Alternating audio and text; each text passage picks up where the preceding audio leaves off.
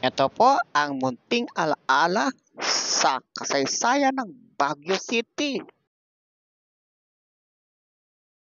Mga kabagyo, yan ang kanilang mga tahanan noon. At noon po kapag ikaw ay bumili, ang ibibili mo po ay ginto. Ganun po kayaman ang Baguio City noon. Kaya po ang mga pagkilos ng tao noon ay totoong nagsisikap para makabuo ng bara ng ginto para may pambili ka doon sa iyong mga kakailanganin.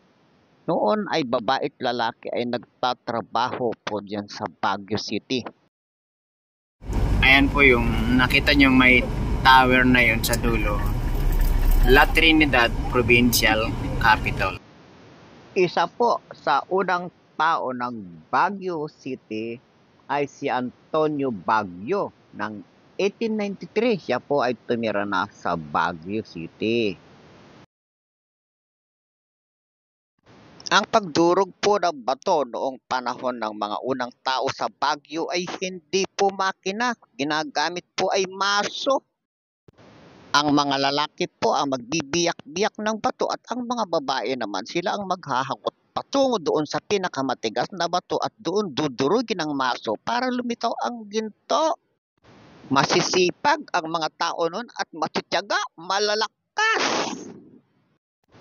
Ang rice terraces, hindi basta-basta gawin yan. Kaya naman napabilang ang rice terraces sa Guinness World Record. O ang mga babae noon ay hindi gumagamit ng suyod. Nagkukutuhan lang yan habang namamahinga. At kapag katapos yan, siyempre naman may kasamang tulog yan para lalong malakas. Ang sulat po noon ay hindi maliit. Isang rolyo po yan na ipapadala sa iyo. Kung hindi sa koryo, ay ipapadala yan sa kapitbahay mo para ikaw ay may mabasa at kung ikaw ay pinapauwi ay malaman mo. Noong 1893 hanggang 1985, kapag ikaw ay maraming ginto ay para kang hari. At kung ikaw naman ay makahuli noon ng mga gaya ng baboy damo, ay halos lahat ng kapitbahay mo ay makakatikim niyan dahil mababait noon ang magkakapitbahay. Kung gaano kainit ang pula na nasa ating screen, aba noon po ay ganon kalamig doon sa Baguio. Katunayan po na kung gaano kasikap at katatag ang ating mga kababayan sa Baguio, narito ang kanilang mga bahay.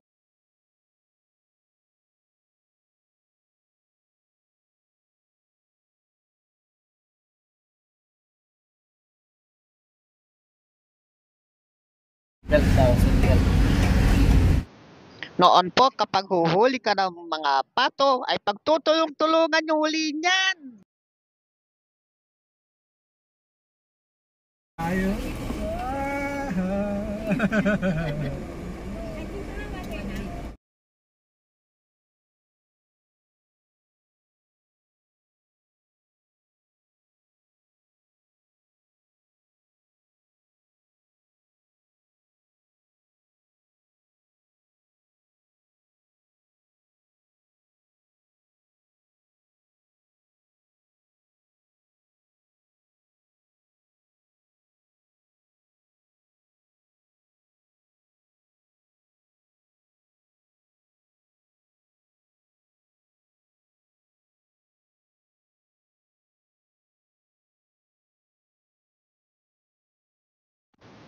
Ngayon po, na nakita na natin ang kalagayan ng Baguio noon at ng ngayon na ang mga turista, hindi lamang ang mga Pilipino ang humahanga sa kagandahan ng Baguio City at yan po talaga ay totoong dinadayo ng mga turista.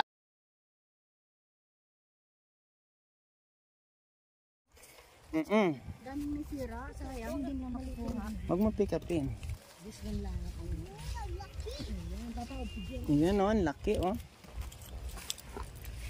Ayun. Dalawa. Ito o.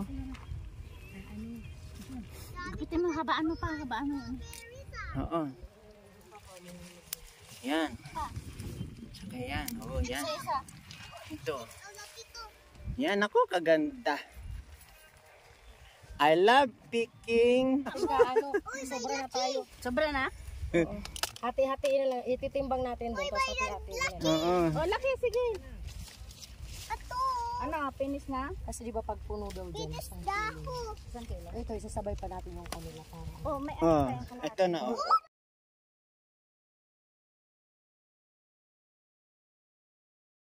Natin. Ayun, Bollywood. Pero ibalik po natin sa tama yung camera at iikot natin. Ayun.